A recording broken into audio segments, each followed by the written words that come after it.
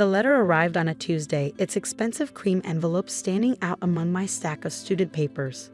My father's law firm's logo gleamed in the corner, bringing back memories I'd spent 20 years trying to forget. Ms. Alexandra Mitchell, we are writing to inform you of changes to your parents' estate planning. I set the letter down, my hands trembling slightly. After 2 decades of silence, this was how they chose to communicate. Through their lawyers. My name is Alexandra Mitchell, though these days most people know me as Ms. Mitchell, founder of Bright Horizons Academy. At 42, I've built something I'm proud of, something that matters. But 20 years ago, I was just a disappointed daughter being cast out of my family for choosing the wrong career path. The memory of that night still burns clear in my mind. My father, Richard Mitchell, standing in his mahogany-paneled study, my teaching program acceptance letter crumpled in his fist. Teaching. He'd spat the word like it tasted bitter. We didn't pay for 4 years at Princeton so you could waste your life babysitting other people's children. My mother had stood silently by the window, her perfect posture and pressed silk blouse a testament to the privilege she'd married into. Think about what you're throwing away, Alexandra, she'd said softly. The connections, the opportunities. I am thinking. I'd replied, my voice steadier than I felt. I'm thinking about making a difference, about helping children learn and grow. Spare me the idealistic nonsense, my father had cut in. If you want to throw away your potential, fine, but don't expect us to support this phase. He torn the acceptance letter in half, letting the pieces flutter to his imported Persian rug. Choose now. Either join the firm as planned or leave with nothing. I'd chosen nothing. Now, 20 years later, I stared at the law firm's letter, wondering what could have prompted this sudden contact. I'd heard bits and pieces about my family over the years, mostly through old school friends.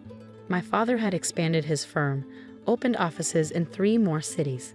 My mother still chaired the hospital board's charity committee. They'd written me out of their will years ago, a fact they'd made sure reached me through mutual acquaintances. Ms. Mitchell, my assistant Jenny, poked her head into my office. The parent council meeting starts in 5 minutes. I tucked the letter into my desk drawer. Whatever my parents wanted could wait. I had a school to run. Bright Horizons Academy hadn't started as a grand vision. After leaving home that night with nothing but a backpack and my savings, I completed my teaching certification and taken a job at an inner-city public school. The challenges there, underfunding, overcrowding, students falling through the cracks, had sparked an idea. What if education could be different? What if we could create a school that combined academic excellence with emotional intelligence, that taught not just subjects but life skills? It had started small tutoring sessions in my tiny apartment, then after-school programs in a rented church basement. I'd worked 3 jobs to save money, lived on ramen noodles and determination. My first proper classroom was a converted warehouse space with second-hand furniture and donated books. Now, 15 years later, Bright Horizons occupied a sprawling campus on the outskirts of the city. We had waiting lists 3 years long, revolutionary teaching methods being studied by universities, and most importantly, students who were thriving. The parent council meeting that morning was about our latest expansion plans. We needed more space, more resources to accommodate the growing demand. Parents sat around the conference table, doctors, business owners, community leaders, all united in their commitment to educational innovation. The new STEM wing will cost approximately $12 million, I explained, pulling up the architectural renderings. But it will allow us to double our science and technology programs. And the funding, Dr. Carter, one of our longtime board members, asked. I smiled. Already secured. The Mitchell Education Foundation has been busy. That was the irony my parents had never bothered to discover. While they'd been mourning their daughter's wasted potential in teaching, I'd built something bigger than they could have imagined. The Mitchell Education Foundation, funded initially through my tutoring income and eventually through grants and donations, had grown into a powerful force for educational change. After the meeting, I finally opened my father's law firm's letter completely. The language was formal, detached. Recent changes in your parents' estate planning necessitate a review of certain arrangements. Your presence is requested at a family meeting. Everything okay? Jenny asked, noticing my expression. I folded the letter carefully. My parents want to meet. After 20 years, she knew my story. Most of my staff did. It was part of Bright Horizons' origin story that I rarely shared the full details. Are you going to go? I glanced out my office window at the bustling campus below. Students hurried between classes, teachers led outdoor discussions under shade trees. Life hummed with purpose and possibility. Everything I'd built without their help or approval. I think I have to, I said finally, if only to show them exactly what their wayward daughter has accomplished. That evening, I sat in my home office, surrounded by the evidence of my journey. Awards from educational organizations, news articles about Bright Horizons' innovative programs, photos of graduating classes, hundreds of students who'd gone on to great things. My phone buzzed with a text from my best friend Maria. Heard about the meeting. Want backup? Maria had been there that night 20 years ago, had let me crash on her couch while I figured out my next steps. She'd watched me build Bright Horizons from nothing, had celebrated every milestone and setback along the way. I got this, I texted back.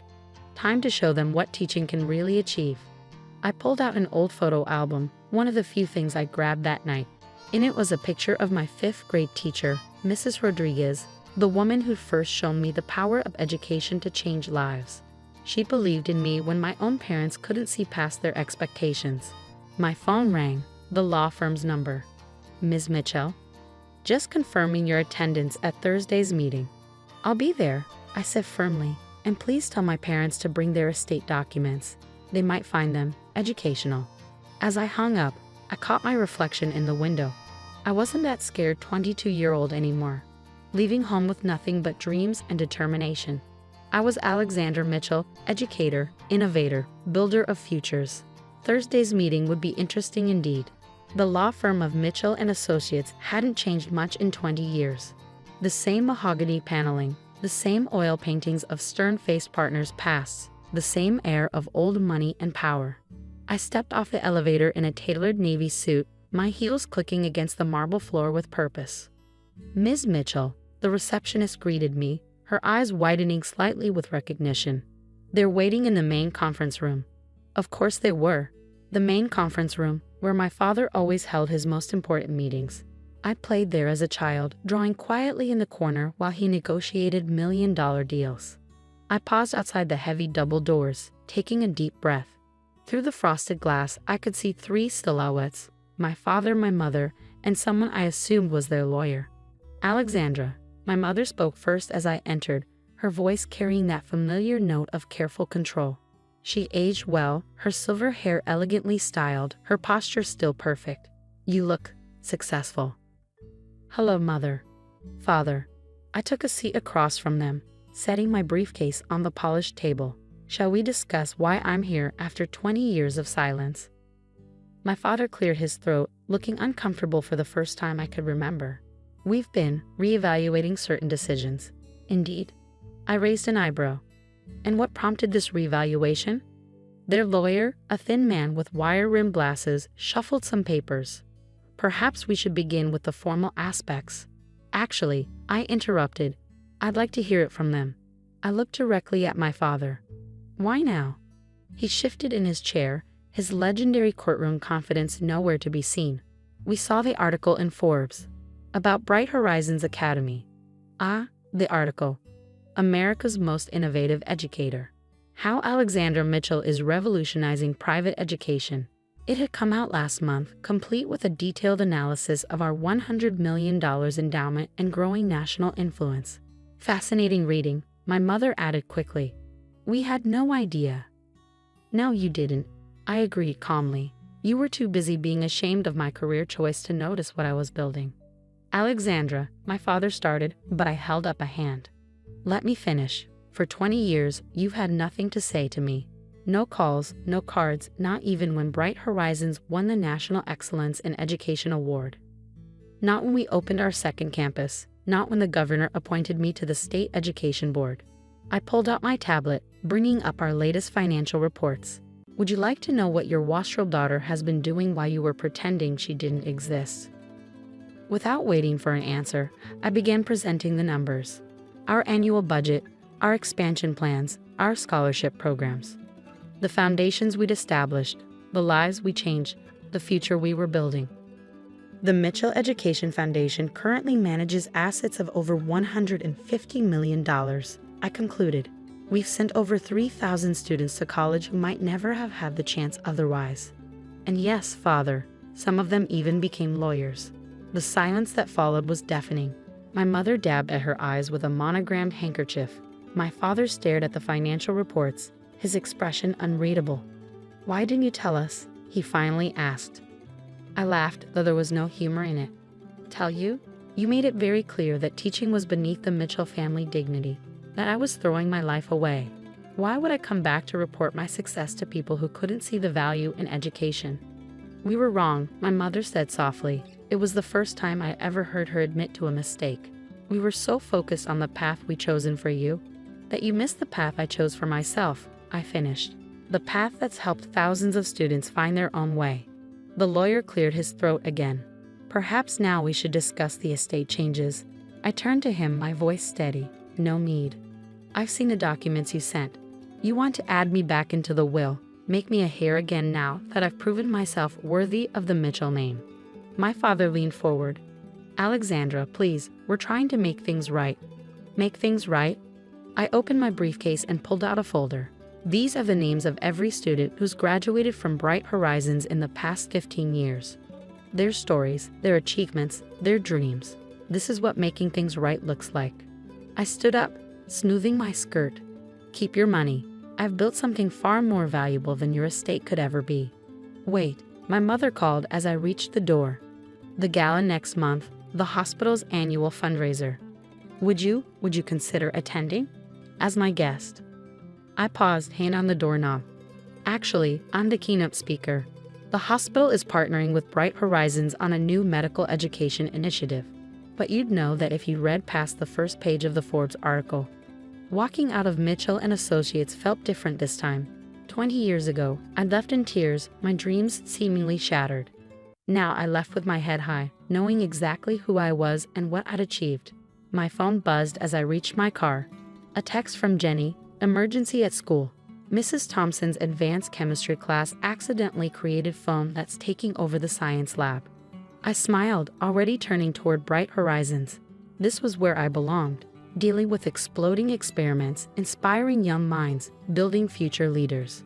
But life has a way of surprising you. 2 days later, a package arrived at my office. Inside was my original acceptance letter to the teaching program, the one my father had torn in half. The pieces had been carefully taped together and framed along with a note. "We saved it. Even when we couldn't understand your choice, some part of us must have known you would prove us wrong. We are sorry. And we are proud." It wasn't forgiveness. Not yet. That would take time, trust, and probably more than a few uncomfortable family dinners.